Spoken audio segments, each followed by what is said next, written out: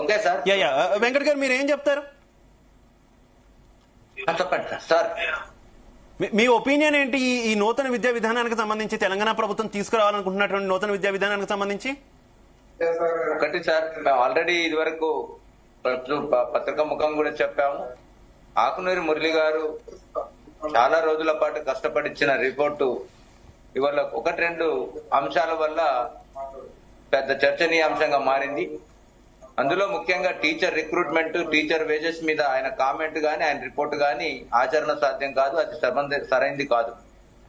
వారు ఇచ్చిన రిపోర్టు ప్రకారం చెప్పాలంటే వెల్ఫేర్ స్టేట్ లో ఎంప్లాయ్మెంట్ పర్మనెంట్ ఉండాలి తప్ప కాంట్రాక్ట్ పెట్టి టెంపరీ పెట్టి ఉద్యోగుల జీవితాలతో చెలగాటాలాడతామని చెప్పడం అది కరెక్ట్ కాదు. రెండోది కాన్సెప్ట్ ఏంటంటే కాంట్రాక్ట్ ఎంప్లాయీస్ అయితే బాగా పనిచేస్తారు అనే భావన ఉంటే అడ్మినిస్ట్రేటర్లు అందరూ కాంట్రాక్ట్ ఎందుకు పెట్టట్లేదు సివిల్ సర్వీసెస్ లో? ఇది ఆలోచించాలి. అందుకని సమస్యకు పరిష్కారం చూపేయడానికి కోసం కమిషన్ రిపోర్ట్ చేయాలంటే ఇప్పటి వరకు ఉన్న వ్యవస్థలో క్వాలిటీ ఎడ్యుకేషన్ లేదు అనే భావన ప్రజల్లో ఉంది, అధికారుల్లో ఉంది, ఫీల్డ్ లో ఉన్న పరిస్థితి కూడా వాస్తవం. ఎడ్యుకేషన్ క్వాలిటీని ఇంప్రూవ్మెంట్ చేయడానికి కోసం స్కూల్ స్టాండర్డ్స్ పెంచాలి. అట్లాగే గవర్నమెంట్ స్కూల్లో యొక్క ఎన్రోల్మెంట్ పెరగాలంటే ప్రైవేట్ స్కూల్లో యొక్క ఫ్లోటింగ్ ను తగ్గి గవర్నమెంట్ స్కూల్ వైపు పిల్లలు అట్రాక్ట్ అవ్వాలి. అట్రాక్ట్ అవ్వాలంటే క్లాస్ రూమ్ కు ఒక టీచర్ ఉండాలి, క్లాస్ రూమ్ అట్మాస్ఫియర్ ఉండాలి, మధ్యాహ్న భోజనం కాస్త క్వాలిటీగా ఉండాలి. ఇంకా అవసరం అనుకుంటే కేర్ టేకింగ్ పొద్దున 8 గంటల నుండి సాయంత్రం 6 గంటల వరకు 5:30 వరకు ఎంగేజ్ చేయగట్టట్టుగా ఇప్పుడున్న గ్రామీణ స్కూళ్లలో కూడా ఆ టైమింగ్ షెడ్యూల్లో మార్చి దానికి ఆల్టర్నేట్ అరేంజ్మెంట్స్ చేస్తే తప్పనిసరిగా గవర్నమెంట్ స్కూల్లో కూడా ఎన్రోల్మెంట్ పెరుగుతుంది. ఎన్రోల్మెంట్ పెంచడానికి కోసం సిఫారసులు ఇవ్వమంటే ఉన్న వ్యవస్థ మొత్తం కుప్పగూలు చేసి ఒక కొత్త వ్యవస్థను తీసుకొస్తామని చెప్పారు. మేము గతంలో కూడా చెప్తా ఉన్నాం. ఇప్పుడు వారు ఇచ్చిన రిపోర్ట్ లో కూడా ఏం చెప్తుందంటే పదే ఈ రాష్ట్రం దౌర్భాగ్యం ఏంటంటే 29 రకాల స్కూళ్లు ఉన్నాయి, 29 రకాల స్కూళ్లు ఉన్నాయి అన్నారు. అందుకే మేము చెప్పదలుచుకున్నాం మురళి గారి రిపోర్ట్ ప్రకారం 29 రకాల స్కూళ్లు ఎట్లా వచ్చినాయి? ఇలాంటి అధికారులు వచ్చిన వాళ్ళ ప్రయోగాలు చేసుకుంటూ కొత్త రకమైన స్కూల్ పెట్టడం, అభ్యుదయ స్కూలు, మోడల్ స్కూలు, కస్తూర్బా రకరకాల పేర్లతోటి ప్రతి ఒక్క అధికారి వచ్చి ప్రయోగాలు చేయడంతో 29 రకాల స్కూల్ వచ్చినాయి.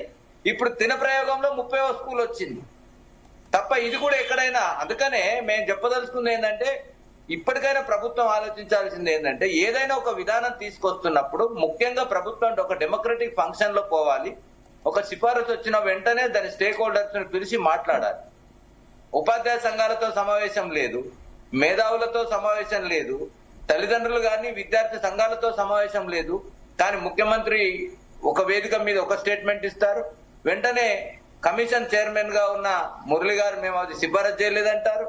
అట్లాగే కేశవరావు గారు ఇంకో రకమైన స్టేట్మెంట్ ఇస్తారు. అంటే మొత్తం మీద కమిషన్ రిపోర్ట్ వచ్చిన నుంచి అందరినీ గందరగోళపరిచి అసలు ప్రభుత్వం ఏం చేయదలుచుకుందో స్పష్టం చేయకుండా కాలం వెళ్లదీయడం తప్ప ఇంకోటి కనబడట్లేదు. ఒకటండి ఈ రోజు మేము చెప్పదలుచుకుంది, ఈ రాష్ట్ర ప్రభుత్వానికి ప్రభుత్వ బడులను బాగు చేసే చిత్తశుద్ధి ఉంటే ఒక విషయంలో స్పష్టంగా చెప్పొస్తుంది. ఆకునూరి మురళి గారి రిపోర్ట్ ని యథాతథంగా ఆమోదిస్తాం అన్న ప్రభుత్వానికి 18% బడ్జెట్ విద్యారంగంలో ఎందుకు కేటాయించలేదండి? 18% వదిలేయండి, కనీసం కాంగ్రెస్ పార్టీ మేనిఫెస్టోలో పెట్టుకున్నట్టుగా అధికారంలో రావడానికి 15% బడ్జెట్ కేటాయిస్తామన్నారు. ఇవాళ 3వ బడ్జెట్ వచ్చింది. ఎంత వచ్చిందని 8.22, అంటే లాస్ట్ ఇయర్ బడ్జెట్ కంటే 0.066 బడ్జెట్ పెంచారు. అంటే బడ్జెట్ లేకుండా బళ్లను బాగు చేస్తామని చెప్తే ఇది ప్రజల్ని భ్రమల్లో ముంచడం తప్ప ఇంకొకటి కాదు. బడ్జెట్ కేటాయింపులు పెరిగితే ఇవాళ ఆకునూరు మురళి గారు రిపోర్ట్ చెప్పారు. ఏమని? ఉద్యోగుల వేతనాలు 90% ఉన్నాయి కాబట్టి వేతనాల భారం తగ్గించడానికి మరి కొత్తగా విధానం సిఫారసు చేసినామని చెప్పి మీ ఇంటర్వ్యూలో మీరు వివరణ అడిగినప్పుడు కానీ ఇతర ఛానల్ వివరణ అడిగినప్పుడు కూడా చెప్తా ఉన్నారు. ఇవాళ మేము చెప్పదలుచుకుంది ఏంటంటే ఒక విషయం క్లారిటీ మీ ద్వారా భరత్ గారు, ఒక రోజు ఒక వ్యవస్థకు ఇచ్చిన బడ్జెట్ అలాట్మెంట్ లో ఇవాళ 90% వేతనాలకు పోతుంది అంటున్నారు. అంటే ఉన్న బడ్జెట్ ఎంత? 6%, 7% బడ్జెట్ కేటాయిస్తే అందులో 90% పోతుంది.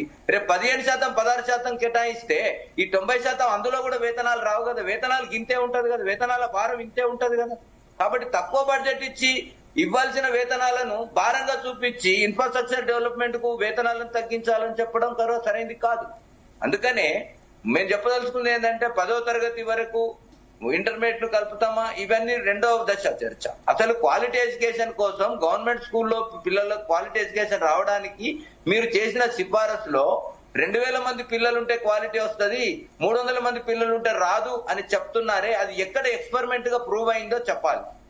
ఎందుకంటే 300 మంది పిల్లలు ఉన్న చోట అందరు టీచర్లు ఉండి అన్ని అకామిడేషన్స్ ఉంటే అక్కడ కూడా క్వాలిటీ వస్తుంది కదా.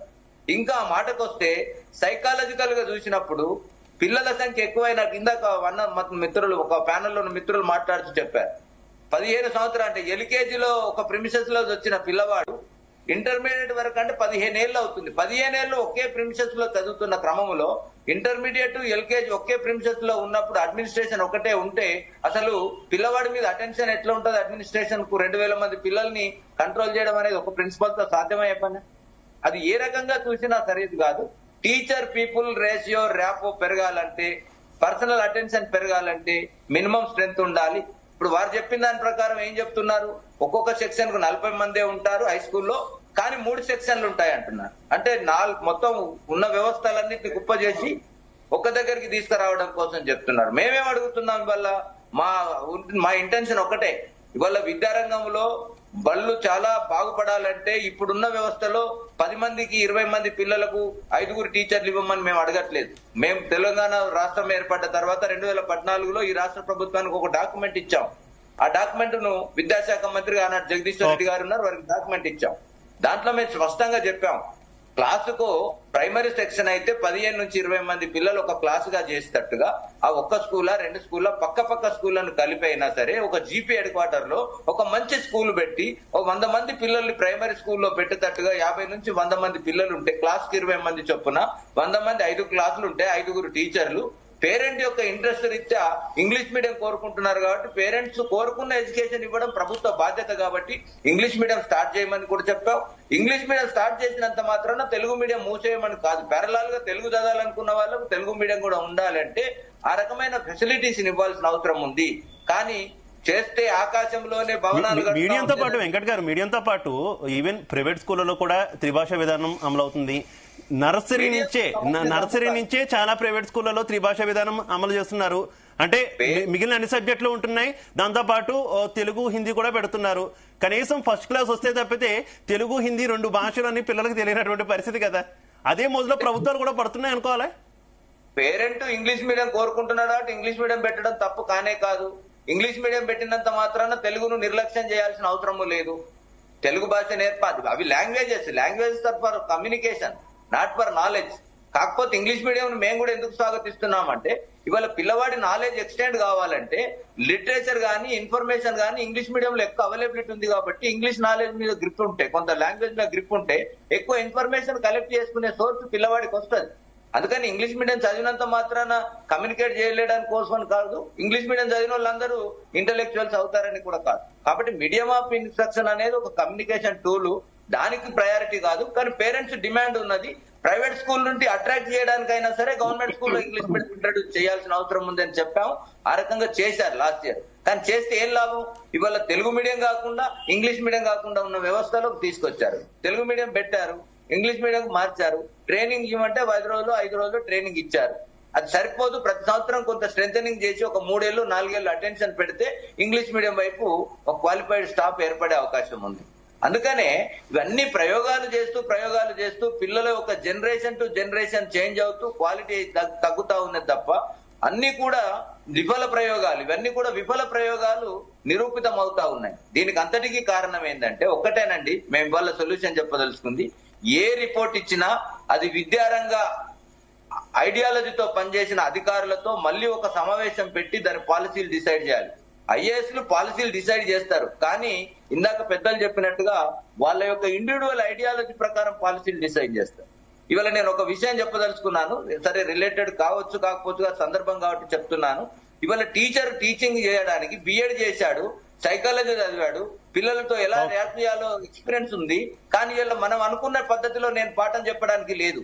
మా ఐఏఎస్ అధికారి సెక్రటరీ గారు డైరెక్టర్ గారు ఇక్కడ కూర్చొని వాళ్ళు పాలసీ డిజైన్ చేసి ఇట్లనే పాఠం చెప్పండి అట్లనే పాఠం చెప్పాను. రాష్ట్ర వ్యాప్తంగా ఒకే పద్ధతిలో పాఠం చెప్పాలనే మెథడ్లు కొత్తగా తయారు చేస్తున్నారు. అక్కడ మరి బిఎడ్ కు సైకాలజీకి విలువ ఎక్కడుంది? అందుకని బోధన పద్ధతిలో మార్పులు తీసుకొచ్చి స్కూళ్లలో స్టాండర్డ్స్ ను పడిపోవడానికి కారణాలు అవుతున్నాయి. ప్రయోగాలు తీసుకొచ్చి కారణాలు చేస్తున్నారు తప్ప ఈ రకమైన పథకాలు మార్చడం వల్ల ప్రయోజనం లేదు. క్వాలిటీ ఎడ్యుకేషన్ ఇవ్వాలంటే ఎడ్యుకేషన్ మీద కాన్సన్ట్రేట్ చేయాలి, టీచర్లు పనిచేసేటట్టుగా చేయాలి. ఎస్, ఆకునూరి మురి గారు చెప్పిన దాంట్లో కొన్ని వాస్తవాలు ఉంటే ఉండొచ్చు, కానీ మేము ఇవాళ యూట్యూబ్ గా మేము ఒక మాట చెప్తున్నాం. ఉపాధ్యాయుల్లో పని తప్పులో, పని తేడాలు, పని విధానంలో తేడా ఉంటే దాన్ని మార్చాల్సింది ఎవరు? ప్రభుత్వం, అధికార యంత్రాంగం. మేము పనిచేయని టీచర్లను, బడికి పోని టీచర్లను మేము కాపాడే ప్రయత్నం చేయట్లేదు. వాళ్ళ మీద శిక్షించండి, వాళ్ళతో పని చేయించండి. కానీ అలా పనిచేయట్లేదు అని చెప్పి నిందించి పనిచేసే వాళ్ళని కూడా అవమానిస్తుంటే చాలా తప్పు. అనేక సర్వేల ప్రకారం కూడా తెలుపుతా ఉంది, ఇలా 10%, 15% ఎస్కేపిజం ఉంటే ఉండొచ్చు, కానీ 80% పనిచేస్తున్న వాళ్ళ యొక్క మనోభావాలు దెబ్బతీసే రీతిలో రిపోర్ట్ ఇవ్వడం సరైనది కాదనేది నేను మీ ద్వారా మరొకసారి ప్రభుత్వానికి తెలియజేస్తున్నాను. అందుకనే ప్రభుత్వం ఈ పాలసీని అమలు జరపాలనుకుంటే తప్పనిసరిగా ఉపాధ్యాయ సంఘాలతో ముందుగా సమావేశం ఏర్పాటు చేయాలి, మేధావులతోటి, పేరెంట్స్ తోటి, విద్యార్థి సంఘాలతోటి పెట్టి వాళ్ళ అభిప్రాయాలు తీసుకోవాలి అని చెప్పి మీ ద్వారా కోరుతాం. Right, thank you so much Venkata గారు, thank you so much Hanumantharao గారు, thank you so much Katakam Ramesh గారు, thank you so much Madhusudan Reddy గారు, thank you so much Bhujangarao గారు. అందరికీ కూడా ధన్యవాదాలు డిఎన్ఏలో పాల్పంచుకున్నందుకు. ఇప్పుడు ఒక షార్ట్ బ్రేక్ తీసుకుందాం. రిపోర్ట్ను అమలు చేస్తామని సీఎం రేవంత్ రెడ్డి చెప్పడం